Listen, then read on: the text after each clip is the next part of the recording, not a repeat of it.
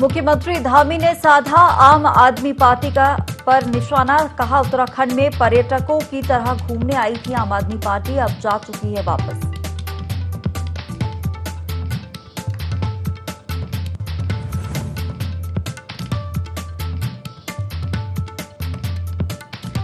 घोड़े खच्चरों की मौत पर भड़के पर्यटन मंत्री सतपाल महाराज। पशु अधिकारियों को लगाई जमकर फटकार। सुलभ के खिलाफ कार्रवाई के भी दिए निर्देश।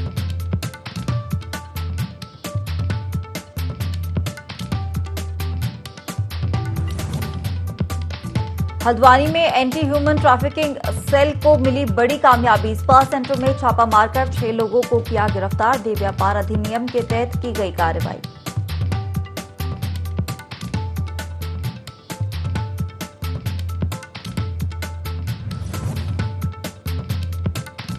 रामनगर की ढेला नदी में नहीं रुक रहा अवैध खनन। रिवर ट्रेनिंग के नाम पर भूमाफिया चीर रहे नदी का सीना।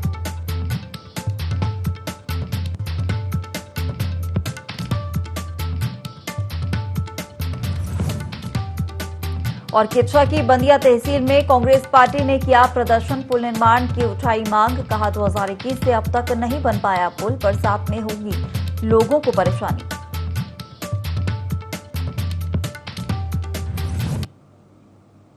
नमस्कार, बहुत स्वागत है आपका देवभूमि लाइव के इस बुलेटिन में। मैं हूं आपके साथ हिमांशा मेहता। बुलेटिन की शुरुआत करेंगे इस वक्त की बड़ी खबर के साथ जो देहरादून से मिल रही है, जहां भाजपा ने राज्यसभा चुनाव के लिए पैनल बनाया है। 10 नेताओं का पैनल बनाकर हाईकमान को भेजा। साथ ही पूर्व मुख्यमंत्री त्रिवेंद्र रावत, प्रदेश महामंत्री कुलदीप कुमार समेत 10 नाम इसमें शामिल है। राज्यसभा की एक सीट के लिए 10 जून को चुनाव प्रस्तावित है। तो ये खबर देहरादून से, जहां भाजपा ने राज्यसभा चुनाव के लिए पैनल बनाया है। आपको बता दें कि 10 नेताओं का ये पैनल बनकर तैयार हो गया और इसे बनाकर हाईकमान को भी भेज दिया गया है। साथ ही आपको बता दें कि पूर्व मुख्यमंत्री त्रिवेंद्र रावत, प्रदेश महामंत्री कुलदीप कुमार समेत 10 नाम इसमें शामिल हैं। साथ ही राज्यसभा की एक सीट के लिए 10 जून को चुनाव प्रस्तावित है।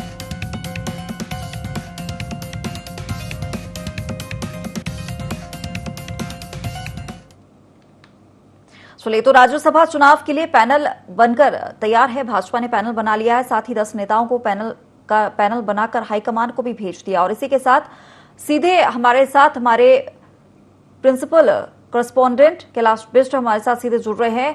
कैलाश, जिस तरीके से भाजपा ने राज्यसभा चुनाव के लिए एक पैनल बनाया है, साथ ही हाईकमान को भी 10 नेताओं का ये पैनल बनाकर भेज दिया, आगे क्या कुछ प्रक्रिया होने बाकी है? देखिए, मैं आपको बता दूं कि पहले 6 नाम प्रस्तावित थे कि 6 नामों को पैनल में भेजा जाएगा, लेकिन अब 10 नाम यहां पर भेजे गए हैं पैनल में, क्योंकि 10 जून को राज्यसभा की जो सीट खाली हो रही है उस सीट को लेकर मतदान उत्तराखंड की विधानसभा में होना है।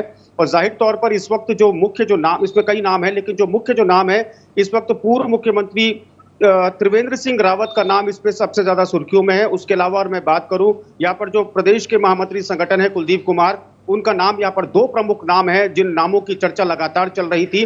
और कैलाश गहतोड़ी का इसमें नाम कहीं नहीं आ रहा है, क्योंकि कैलाश गहतोड़ी ने हालांकि चंपावत सीट से अपनी दावेदारी छोड़ी थी और मुख्यमंत्री के लिए कुर्सी खाली की थी। तो ये बड़ा यहाँ पर 2 नाम यहाँ पर पहले भी यहाँ पर सुर्खियों में आकर अभी दोबारा सुर्खियों में है त्रिवेंद्र सिंह रावत और कुलदीप कुमार संगठन के प्रमुख यहाँ पर शेयर कर रहे हैं। और कुलदीप कुमार लगातार संगठन को सक्रिय करने के लिए, संगठन को मजबूत करने के लिए काम करते रहते हैं। और निसंदेह इस लिस्ट में अगर उनका नाम है तो जाहिर सी बात है कि इसमें कोई दो राय नहीं, नेताओं को यहाँ पर भेजा जाता है जिनकी संगठन में मजबूत पकड़ हो या फिर जो संगठन से लगातार कई सालों से जुड़े हो। बिल्कुल कैलाश, बहुत धन्यवाद आपका हमारे साथ जुड़ने के लिए और तमाम जानकारी हम तक पहुंचाने के लिए।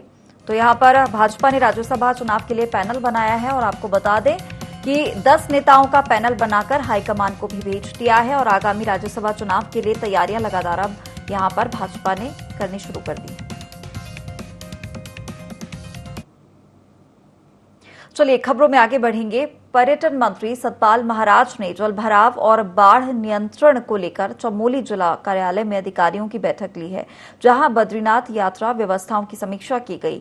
गंभीर बीमारियों से पीड़ित लोगों को अपना मेडिकल जांच के बाद ही यात्रा करने की सलाह दी गई है।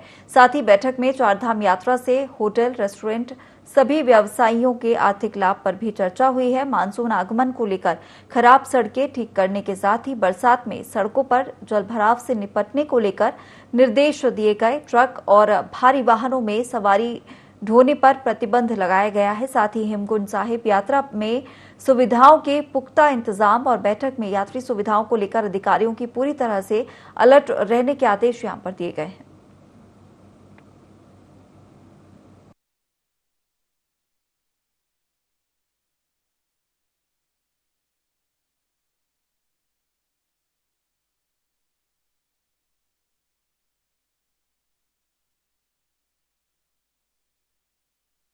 में उत्सुकता है।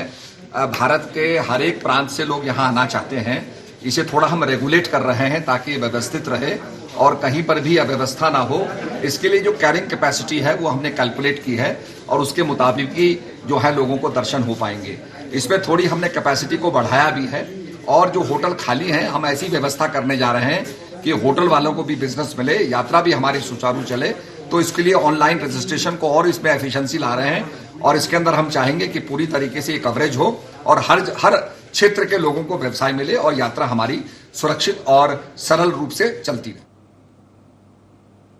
हल्द्वानी में एंटी ह्यूमन ट्रैफिकिंग सेल की टीम ने स्पा सेंटर में छापेमारी की। साथ ही जहां मुखानी स्थित मूनलाइट स्पा सेंटर से आपत्तिजनक हालत में 3 युवतियों सहित 6 लोगों को गिरफ्तार किया गया, जिनके खिलाफ देह व्यापार अधिनियम के तहत कार्रवाई की जा रही है। वहीं पकड़ी गई युवतियां दिल्ली, गुड़गांव और पश्चिम बंगाल की रहने वाली हैं, जबकि युवक हल्द्वानी के ही रहने वाले हैं।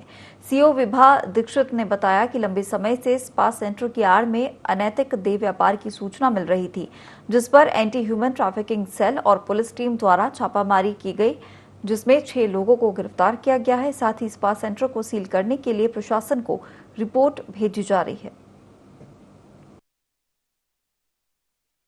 ये बेसिकली हमारी जो एंटी ह्यूमन ट्रैफिकिंग यूनिट है उसके द्वारा ये कार्रवाई करी गई है। हमें सूचना मिली थी जिसपे कार्रवाई हुई मूनलाइट स्पा सेंटर में, जो मुखानी क्षेत्र में है। इसमें हम लोगों ने 6 लोगों को पकड़ा है, जिनमें 3 लड़कियां हैं और 3 लड़के हैं। और ये जो युवतियां हैं ये दिल्ली से हैं, गुरुग्राम से हैं और बंगाल से हैं। स्वास्थ्य शिक्षा मंत्री डॉक्टर धन सिंह रावत ने कहा कि पिथौरागढ़ में मेडिकल कॉलेज 2024 में शुरू होने के बाद 2025 में मेडिकल कॉलेज में दाखिले शुरू हो जाएंगे। पिथौरागढ़ में महाविद्यालय को कैंपस का दर्जा देने के मामले में भी मंत्री डॉक्टर धन सिंह रावत ने कहा कि जो भी छात्र छात्राएं एडमिशन लेना चाहेंगे उन्हें एडमिशन मिलने के साथ ही पिथौरागढ़ में एक अतिरिक्त डिग्री कॉलेज खोला जाएगा। एक मेडिकल कॉलेज दिया है और आज मैं वहाँ की ज़मीन का निरीक्षण करने भी गया था। जो हमारा बेस हॉस्पिटल बन के तैयार हो रहा है उसको भी निरीक्षण करने गया था। ये जो नर्सिंग कॉलेज यहाँ पे शुरू हो रहा है उसको भी आज मैं देखने गया था। हमारा टारगेट ये है कि हम 2024 तक मेडिकल कॉलेज बना के तैयार करेंगे और 2025 और 26 में पहला बैच हम यहाँ शुरू करेंगे। चमोली में राज्य विधिक सेवा प्राधिकरण 25 मई को बहुउद्देशीय शिविर का आयोजन करेगा।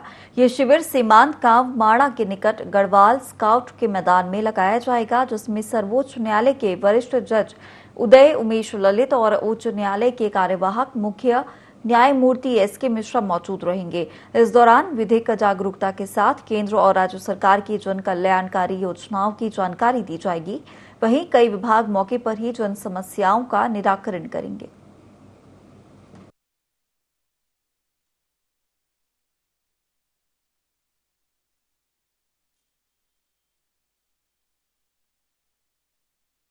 आप लोगों को ये जानकर बहुत ही खुशी होगी कि भारत के अंतिम गांव में हमारा बहुउद्देशीय विधिक साक्षरता एवं जागरूकता शिविर का आयोजन किया जा रहा है और इसमें हमारे सर्वोच्च न्यायालय के जो हमारी राष्ट्रीय विधिक सेवा प्राधिकरण है नालसा के जो एग्जीक्यूटिव चेयरपर्सन हैं हमारे लॉर्डशिप यू ललित जी, वो पधार रहे हैं और उनसे जो वहाँ की आम जनता है रूबरू होगी।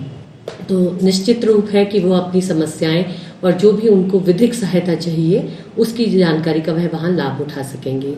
साथ ही साथ यहाँ पर हमारे साथ और भी समस्त विभाग एकजुट होकर आ रहे हैं और इस शिविर को बहुउद्देशीय शिविर हम बना रहे हैं।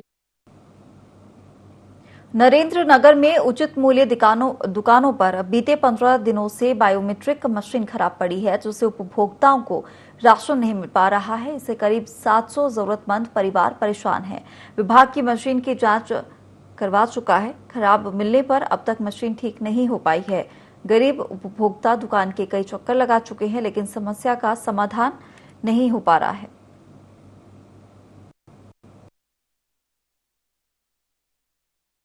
यहाँ राशन तो पड़ी है और ये बोल रहे हैं कि मशीन खराब है। हम कब तक आए यहाँ, कब तक आए? विभाग बताए कब तक आए, हम बताओ।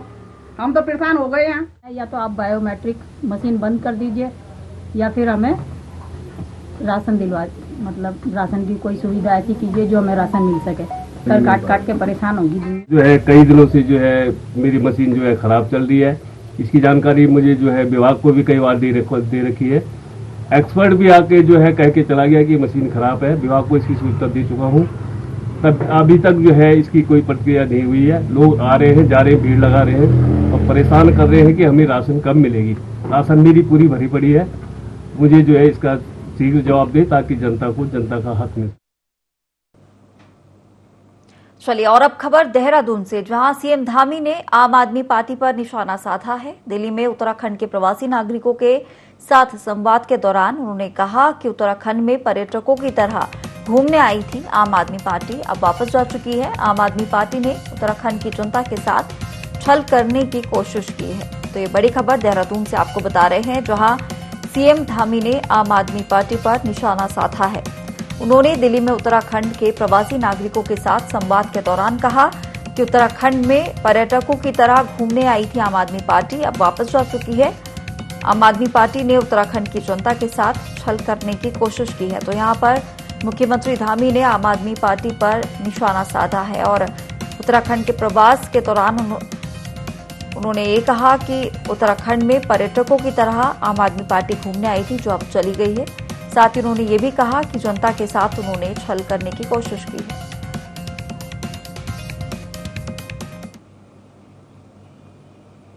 चलिए तो इसी खबर पर तमाम जानकारी के साथ सीधे हमारे साथ प्रिंसिपल करस्पॉन्डेंट कैलाश बिष्ट जुड़ रहे हैं। कैलाश, जिस तरीके से सीएम धामी ने आम आदमी पार्टी पर निशाना साधा है और उत्तराखंड के प्रवासी नागरिकों के साथ भी संवाद के दौरान उन्होंने कहा है कि पर्यटकों की तरह आम आदमी पार्टी घूमने आई थी, साथ ही छलावा किया है जनता के साथ।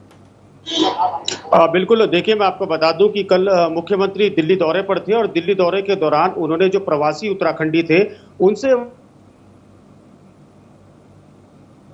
जब मीडिया द्वारा उनसे सवाल पूछा गया तो उन्होंने साफ तौर पर आम आदमी पार्टी को लेकर ये निशाना साधा है कि आम आदमी पार्टी उत्तराखंड में पर्यटक के रूप में यहाँ पर आई थी और जिस तरीके से पर्यटक यहाँ पर आते हैं और आकर घूम कर चले जाते हैं, वही हाल यहाँ पर पार्टी का हुआ है। आपको बता दूं कि जिस तरीके से लगातार यहाँ पर कोशिश कर रही थी आम आदमी पार्टी अपनी पैठ बनाने की, वो पैठ यहाँ पर नहीं बना पाई और अभी 2 दिन पहले लगभग 300 से ज्यादा लोगों ने इस वक्त आम आदमी पार्टी को एक साथ अलविदा कह दिया। खुद मुख्यमंत्री का चेहरा रहे कर्नल कोठियाल यहां से छोड़कर चले गए। उसके बाद अगर कार्यकारी अध्यक्ष भूपेश उपाध्याय की बात करें, वो यहां से छोड़कर चले गए।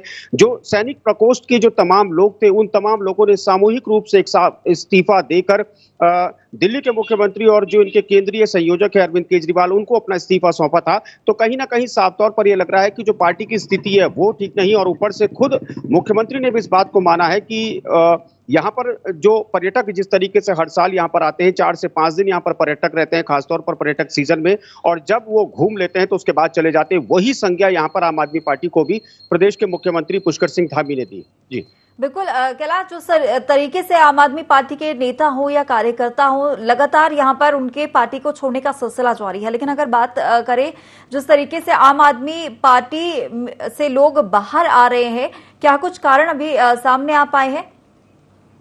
देखिए, जहां तक हमारी बात हुई थी यहाँ पर कर्नल अजय कोठियाल से, जो मुख्यमंत्री का वो चेहरा रहे थे, उनके लोगों से हमारी बातचीत हुई थी, तो साफ तौर पर यही बातें सामने निकल कर आई कि कहीं ना कहीं आपसी नाराजगी यहाँ पर देखने को मिली थी। आपसी जो मतभेद थे, मनभेद इसको हम कहेंगे कि यहाँ पर देखने को मिले थे। और इसी को लेकर बीते कुछ दिनों पहले जब उन्होंने इस्तीफा नहीं दिया था तो उन्होंने दिल्ली के मुख्यमंत्री अरविंद केजरीवाल से मुलाकात भी की थी। वहां पर अंदर कमरे में गुफ्तगू भी उनकी हुई थी कई मामलों को लेकर, और प्रदेश प्रभारी की भी उन्होंने शिकायत यहाँ पर सुनने में आ रहा है, जो गुप्त सूत्रों से हवाले से जो जानकारी मिल रही है वो की थी। और उसके बाद उनका ऑफिस न आना, उसके बाद अचानक उनका यहाँ पर पार्टी को अलविदा कहना, तो साफ तौर पर ये इशारा करता है कि कहीं नाराजगी थी, और भीषण ही नाराजगी इसको कह सकते हैं। कि अगर मैं आम आदमी पार्टी की बात करूं तो आम आदमी पार्टी ने उनको मुख्यमंत्री का चेहरा बनाया था। आम आदमी पार्टी ने उन्हीं के नेतृत्व में 70 की 70 विधानसभा सीटों पर चुनाव लड़ा था। राष्ट्रीय कार्यकारिणी के वो सदस्य रहे, और उसके बाद यहाँ पर अचानक पार्टी को छोड़ना तो साफ तौर पर ये दर्शाता है कि जाहिर सी बात है कि नाराजगी थी, जिस नाराजगी का खामियाजा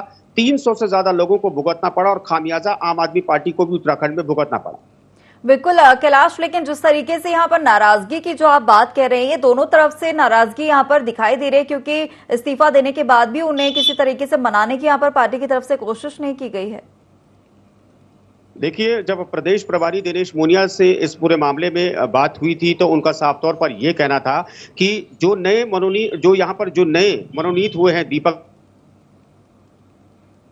कर्नल कोठियाल की रजामंदी यहाँ पर दी गई थी। कर्नल कोठियाल की रजामंदी से ही उनको यहाँ पर प्रदेश का अध्यक्ष बनाया गया था। और जिस दिन उनकी ताजपोशी थी उस दिन बड़ी हैरानी वाली बात ये थी कि कर्नल कोठियाल उस प्रेस वार्ता में मौजूद नहीं थे। मीडिया ने सवाल जरूर किया था कि कर्नल कोठियाल जो आपके मुख्यमंत्री चेहरा रहे, आखिर वो क्यों इस प्रेस कॉन्फ्रेंस में नहीं है। तो यहाँ पर जवाब यहाँ पर जो प्रदेश संगठन का था वो यही था कि उनकी तबीयत नासाज है, उनसे लगातार बातचीत चल रही है, लेकिन नाराजगी इस रूप में बढ़ जाएगी, तबीयत ऐसी खराब होगी कि पार्टी को ही अलविदा कह देंगे, ये किसी ने सोचा नहीं था। तो जाहिर तौर पर इस वक्त बहुत ही बुरी कंडीशन से यहाँ पर आम आदमी पार्टी गुजर रही है। और जिस तरीके से आम आदमी पार्टी ने दावा किया है कि हालांकि चंपावत उपचुनाव में पार्टी अपना कोई भी प्रत्याशी नहीं उतार रही है, आने वाला जो नगर निकाय के जो चुनाव है, नगर निगम के जो चुनाव है, उसमें पार्टी अपना भविष्य आजमाने की एक बात फिर कह रही है। तो जाहिर सी बात है कि लोग ना होना पार्टी में और उसके बावजूद संगठन खड़ा करना और आगामी चुनाव लड़ना, ये कहीं ना कहीं एक बहुत बड़ा चैलेंज इस वक्त आम आदमी पार्टी के लिए उत्तराखंड में नजर आ रहा है। बिल्कुल, चलिए कैलाश, हमारे साथ जुड़ने के लिए और तमाम जानकारी हम तक पहुंचाने के लिए आपका बहुत शुक्रिया। तो यहाँ पर जिस तरीके से लगातार मुख्यमंत्री धामी आम आदमी पार्टी पर निशाना साधते हुए नजर आ रहे हैं, वक्त की बड़ी खबर चमोली से मिल रही है, जहां हेमकुंड साहिब के आज कपाट खुले हैं। सुबह 10 बजे श्रद्धालुओं के लिए हेमकुंड साहिब के कपाट खोल दिए गए। करीब 2500 सिख श्रद्धालु कपाट खुलने के दौरान मौजूद रहे। तो ये बड़ी खबर चमोली से आपको बता रहे हैं, जहां हेमकुंड साहिब के आज कपाट खोल दिए गए हैं। आपको बता दें कि सुबह 10 बजे श्रद्धालुओं के लिए ये कपाट खोले गए हैं। करीब 2500 सिख श्रद्धालु कपाट खुलने के दौरान मौजूद रहे। तो आज से सिख श्रद्धालुओं के लिए हेमकुंड साहिब के कपाट खोल दिए गए हैं। सुबह 10 बजे से श्रद्धालुओं के लिए कपाट खोले गए हैं। आपको बता दें कि करीब 2500 सिख श्रद्धालु कपाट खुलने के दौरान मौजूद रहे।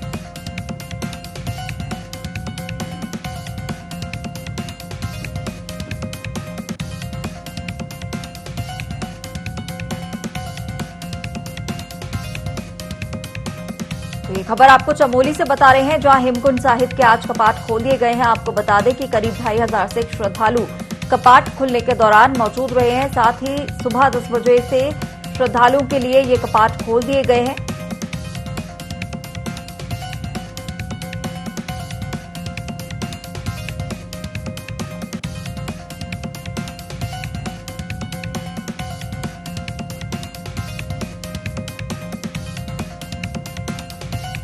चलिए, और इसी खबर पर तमाम जानकारी के साथ हमारे प्रिंसिपल करस्पॉन्डेंट कैलाश बिष्ट जुड़ गए हैं। कैलाश, हेमकुंड साहिब के आज कपाट खोल दिए गए हैं, क्या कुछ व्यवस्थाएं फिलहाल सिख श्रद्धालु के लिए वहां पर की गई हैं?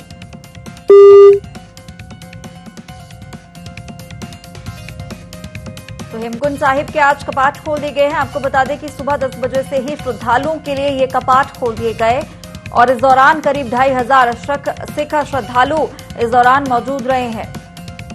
तो सिख श्रद्धालुओं के लिए बड़ी खबर है जहां हेमकुंड साहिब के आज कपाट खुले हैं और सुबह 10 बजे से ही लगातार सिख श्रद्धालु पहुंच रहे हैं। चलिए और अगली बड़ी खबर बरकोट से, जहां यमुनोत्री हाईवे खुलने से फंसे यात्रियों को राहत मिली है। राना चट्टी और सियान चट्टी के बीच यमुनोत्री हाईवे बंद हुआ था। शनिवार शाम को छोटे और बड़े वाहनों के लिए हाईवे खोल दिया गया। साथ ही यमुनोत्री में 3 दिन से फंसे 150 बड़े वाहनों को और यात्रियों को निकाला गया है। तो ये खबर आपको बता रहे हैं बड़कोट से, जहां यमुनोत्री हाईवे खुलने से जो फंसे यात्री थे उन्हें कुछ राहत मिली है। आपको बता दें कि राना चट्टी और सियान चट्टी के बीच यमुनोत्री हाईवे बंद हो गया था, जिसे शनिवार शाम को छोटे और बड़े वाहनों के लिए खोल दिया गया। साथ ही आपको ये भी बता दें कि यमुनोत्री में 3 दिन से कई यात्री फंसे हुए थे। साथ ही 150 बड़े वाहन भी फंसे हुए थे जिन्हें निकाला गया है।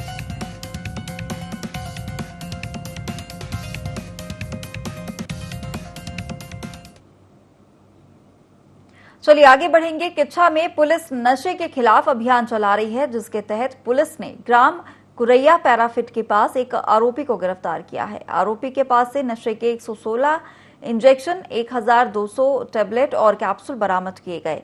पकड़ा गया आरोपी उत्तर प्रदेश के बरेली का रहने वाला बताया जा रहा है।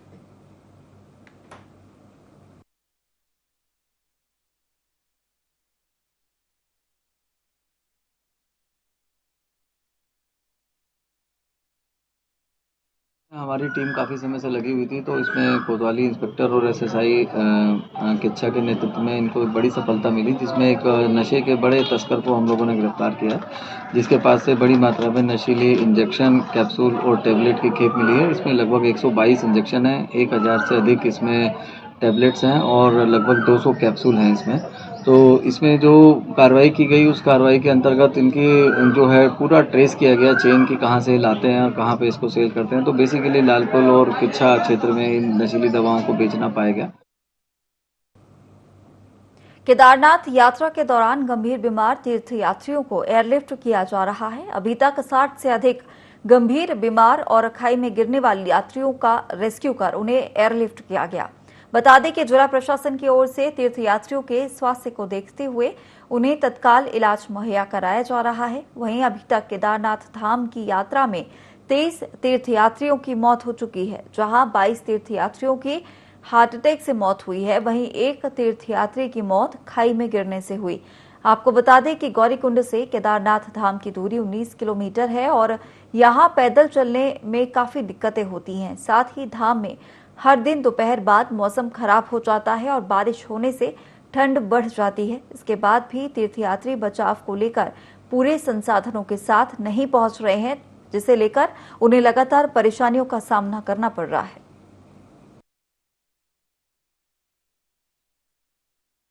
करीबन 60 से अधिक लोगों को हमने रेस्क्यू किया है और उनको इमरजेंसी जो हेल्थ सर्विसेज है वो प्रोवाइड कराई है। आज सुबह भी एक इमरजेंसी का केस था केदारनाथ धाम में, जिनको हमने सक्सेसफुली रेस्क्यू करके एम्स ऋषिकेश में एडमिट कराया है। तो निरंतर हमारे प्रयास हैं कि अगर कोई भी अनहोनी घटना घटती है या किसी का स्वास्थ्य में कोई गिरावट परिलक्षित होती है तो हम तत्काल उनको इमरजेंसी सर्विसेज प्रोवाइड करें। शक्तिगढ़ नगर पंचायत उपचुनाव में एक बार फिर भाजपा ने अपना कब्जा जमाया है। भाजपा प्रत्याशी सुनील विश्वास ने निर्दलीय प्रत्याशी सुमित मंडल को 43 मतों से हराया है। सुनील विश्वास ने 3867 मतों से 1531 मत हासिल किए, जबकि निर्दलीय प्रत्याशी सुमित मंडल को 1488 वोट मिले। और कैबिनेट मंत्री गौरव बहुगुणा ने जो मेरे ऊपर दायित्व दिया, इसको मैं बखूबी निभाने की कोशिश करूँगा। उनका तो भरपूर कोशिश करेंगे हम। प्राथमिकता तो स्वास्थ्य केंद्र का होगा, जहाँ पर मरीजों का मतलब इलाज सही ढंग से हो और हर पब्लिक के बीच में मैं खड़ा उतरने की कोशिश करूँगा। शक्तिगढ़ के निर्वाचन में अध्यक्ष पद के लिए श्री सुनील विश्वास, भारतीय जनता पार्टी के उम्मीदवार, इनको 1531 मत प्राप्त हुए हैं और इन्हें विजय घोषित किया गया है। दूसरे नंबर पर श्री सुमित मंडल रहे, इनको 1488 मत प्राप्त हुए। राज्य में 4 धाम यात्रा जारी है। रोजाना हजारों की संख्या में श्रद्धालु पहुंच रहे हैं। यात्रा की व्यवस्थाओं का जायजा लेने पहुंचे मुख्य सचिव और पर्यटन सचिव ने टोकन व्यवस्था शुरू करने का फैसला लिया है, जिससे यात्रियों को कोई परेशानी ना हो। सबसे ज्यादा भीड़ बाबा केदारनाथ धाम पर देखने को मिल रही है। यात्रियों की कई किलोमीटर लंबी लाइनें लगी हैं। इसी को देखते हुए सभी धाम पर टोकन व्यवस्था लागू होगी। और मुख्य सचिव महोदय जब भ्रमण के लिए गए थे, उस समय मुख्य सचिव महोदय द्वारा एक निर्देश दिए गए हैं कि हम लोग उसके लिए यात्रियों के लिए वो सुविधा प्रदान करें। दूसरा ये था कि यात्रियों को अनावश्यक लंबी लंबी लाइनें में कतार में खड़ा रहने की कोई आवश्यकता नहीं है। अगर हम लोग टोकन व्यवस्था इंट्रोड्यूस कर देते हैं तो उसके चलते काफ़ी आसानी से वो उनको दर्शन मिल सकता है। बाकी समय जब उनको दर्शन में क्यू में लगना नहीं है, उस समय वो अगल बगल में अगर जाते हैं घूमते हैं तो स्थानीय भी व्यापार जो है उसको भी बढ़ावा मिलता है और जनरली भी जो है पर्यटकों के लिए, श्रद्धालुओं के लिए एक अच्छा उनका समय भी गुजरता है। तो उसके चलते मुख्य सचिव महोदय द्वारा निर्देश दिए गए हैं कि वहाँ पर टोकन व्यवस्था भी जो है वो तत्काल प्रभाव से लागू कर ली जाए। तो उसकी हम लोग कार्यवाही कर रहे हैं। चलिए, फिलहाल इस बुलेटिन में इतना ही। आप बने रहिए IND 24 के साथ।